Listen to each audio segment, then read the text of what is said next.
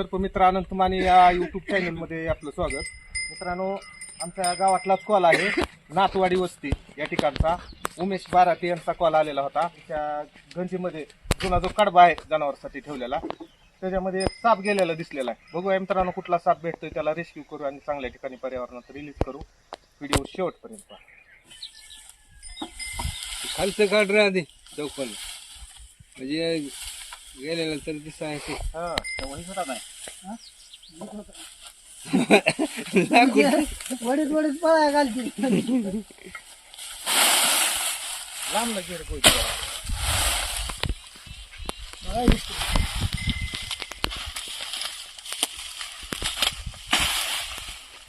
मला गावात दिसतो भाजी बांधायचं आपल्याला काय अडचण नाही.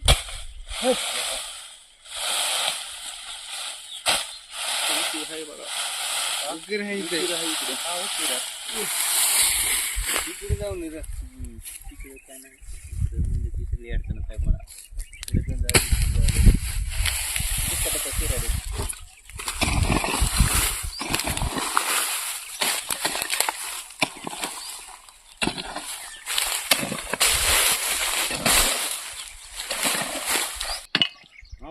दिसले की नाग म्हणतात लय मोठा म्हणा लई पूल पूल खाली काय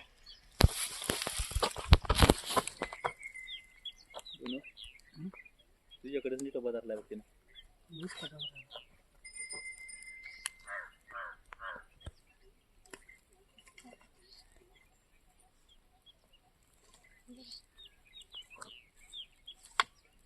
का म्हणाई घरा दाजी दाजी घरा या की तारा घरा दाजी दाजी घरा घरात आजी दाजी घरा.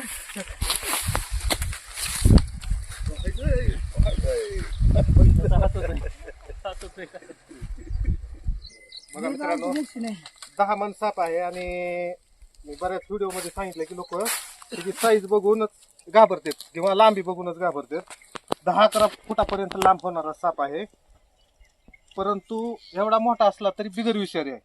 आणि दुसऱ्या जर सापाला आपण बघितलं, मण्यार साप विषारी असतो, मण्यार असतो, छोटा असतो आपल्या बोटा एवढा, पण भारतातला सगळ्यात जास्त विषारी साप त्या सापाला म्हटलं जात आहे. असं सापाच्या साईजवर ह्याच्यावर काही राहत नाही. एवढा मोठा दिसला तरी बिगर विषारी आहे. 10 मन आहे, शेतकऱ्याचा खरा मित्र आहे. या ठिकाणी जुनी गंज होती, त्याच्यामुळं उंदराने तुम्ही बघितलंय बरीच होलं केलेली आहे ती उंदराच्या शोधात या ठिकाणी आलेला असावं, त्याच्या भक्ष्याच्या शोधात. केलं का? चला तर मित्रांनो, पॅक करू, एकदम चांगल्या ठिकाणी पर्यावरणात रिलीज करू. या सापाला फॉरेस्टमध्ये किंवा जंगलामध्ये न्यायची गरज नाही. आता पाण्याचं ठिकाण असं अशा ठिकाणी आपण याला शेतामध्येच रिलीज करू शकतो.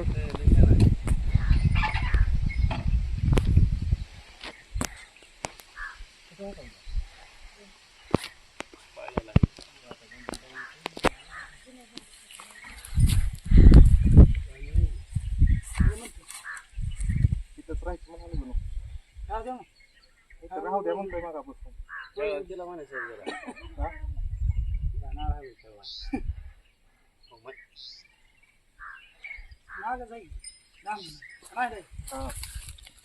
रामांची फडी नाही का? हा हा 10 खडी म्हणलं तर फक्त तेवढा कोबरा. तरी मित्रांनो, आत्ताच थोड्या वेळापूर्वी नातवाडी या ठिकाणी उमेश बाराटे यांच्या शेतामध्ये जी गंज होती जुनी, त्या गंजीमध्ये पकडलेला 10 मन साप, ज्याला इंडियन रॅट स्नेक या नावानं ओळखतो, त्याला आम्ही या ठिकाणी पर्यावरणात सोडण्यासाठी आलेलो आहोत. तरी मित्रांनो, आज हा साप आम्ही रेस्क्यू केला आहे आणि माझा मुलगा आरव आज माझ्यासोबत आहे. आज त्याचा वाढदिवस आहे, बड्डे आहे, आणि त्यानिमित्तानंच मी त्याला माझ्यासोबत साप रेस्क्यूसाठी नेलेलं होतं. आणि ते थोडं धाडस वाढावं, सापाविषयी माहिती व्हावी लहान असतानाच, त्याच्यामुळे मित्रांनो मी त्याला सोबत घेतलेलं होतं.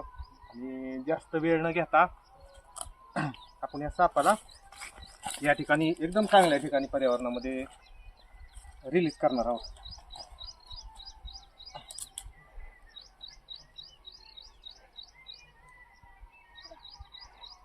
इकडून माझ्या इथं जरा इथं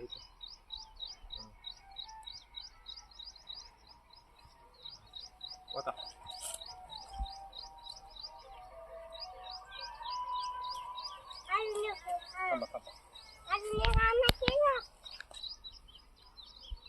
तरी मित्रांनो एकदम चांगल्या ठिकाणी पर्यावरणात आपण त्या सापाला रिलीज केलंय.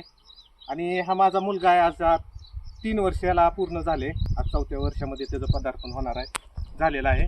आणि त्याच्या हातून मी हा साप पर्यावरणात रिलीज केलाय. एकतर निमित्त होतं आज वाढदिवसाचं, आणि दुसरी गोष्ट की आपल्याला लक्षात यावं की जे आपण सापाला कुठलाही साप असला तरी घाबरतो, त्याला मारतो, भीतीमुळं मारतो.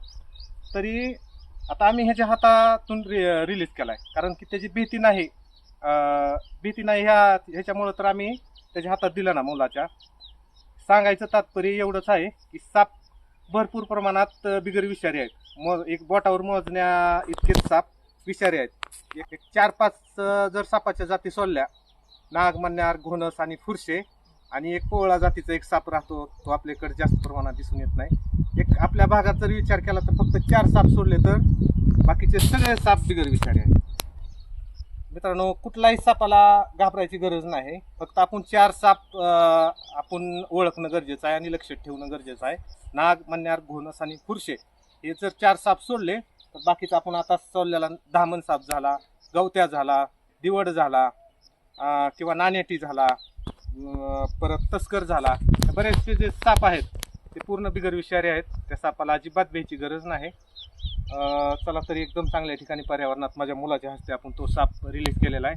चला तर निघूया, भेटूया अशाच नवीन व्हिडिओसोबत. हा जर व्हिडिओ तुम्हाला आवडला तर नक्की लाईक करा, जास्तीत जास्त आपल्या मित्रांसोबत शेअर करा. आणि मित्रांनो, आमचा जो चॅनल आहे सर्पमित्र अनंत माने, या चॅनलला जर तुम्ही सबस्क्राईब केलं नसेल तर नक्की सबस्क्राईब करा.